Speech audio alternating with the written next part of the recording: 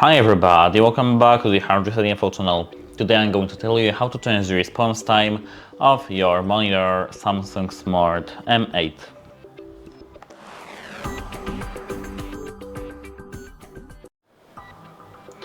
At first we need to go to the left where all our options are, and here we have to scroll down to the settings. Here go to all settings and scroll down to the game. Here, as you can see, the second option, which is here, is response time. Click it, and here they have faster and extreme. We can switch it by clicking on the preset, extreme, faster, standard.